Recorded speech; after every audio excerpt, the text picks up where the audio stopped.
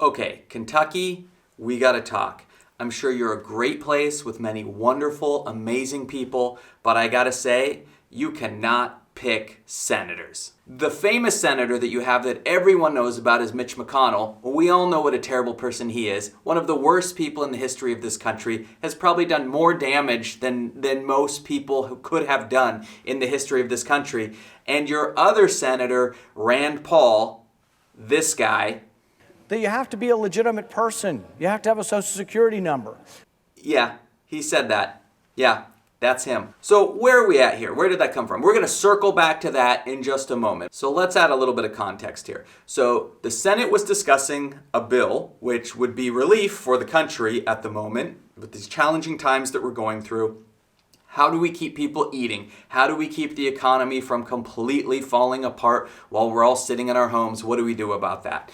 So Rand Paul added an amendment, or he pushed to have a vote on his amendment, and he's known for doing this. He puts up amendments which everyone knows have very little chance of passing, but it gives him a chance to get up there and, say his piece, which I get. He was elected by people to go there, so he should be able to say his piece in the Senate. That's part of what being a senator is you get up there and do that.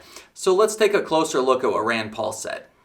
My amendment says that if you want to apply for money from the government through the child tax credit program, this is money that the government gives to people, that you have to be a legitimate person. You have to have a social security number.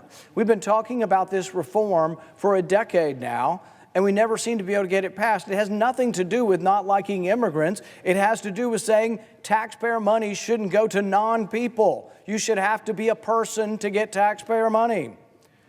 Just says you have to have a social security number.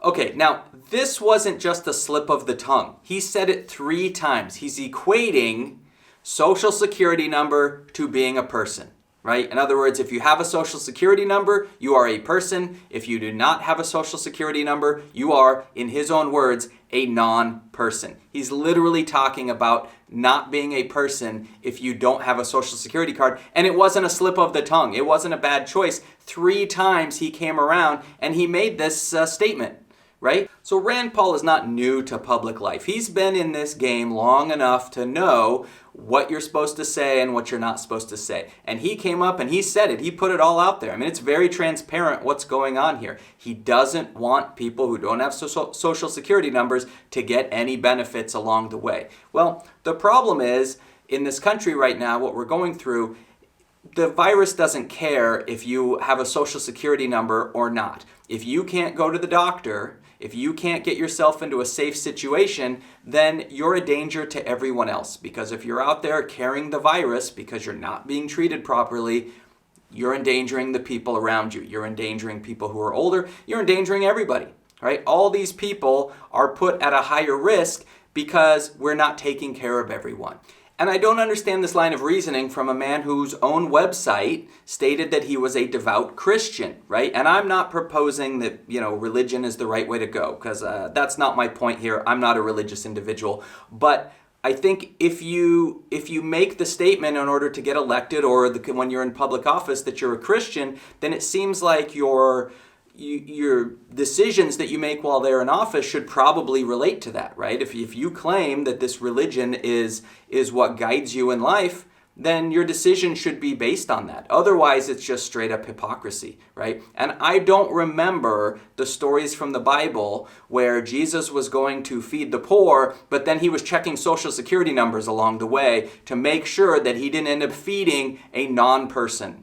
I don't remember Jesus going to help the sick and saying, can you flash me that social security card first before I help you out here? I don't remember that story, right? I remember stories where he fed the poor and he helped the sick and he was washing people's feet and he did all that and he wasn't checking social security cards, right? He just helped people. And especially in a situation like now where helping people means helping everyone. Because if we have people out there who are not following the directions to keep this virus secluded and exposing the fewest number of people that we can, then it's endangering everyone, right? So really, I really feel like now is not the time to be checking social security cards. We should be getting, anyone that's inside of our border at the moment, I don't care if you're a citizen or not. We need to make sure that everyone is taken care of so that we can all be safer together. And this is the problem with this unchecked dogma where you just say no dollars should be spent, only American citizens should ever benefit from any government action, is you become blind to the big picture and you get stuck in your dogma and you can't move past that. You can't move past that even when it is in everybody's best interest. Yes, a few dollars may go to help someone who is undocumented. But you know what? If that person can be taken care of and doesn't infect 10 other people, then we're all better off because of it. We're all better off because of it. Thanks for checking out the video. Please subscribe and I'll get more content to you soon.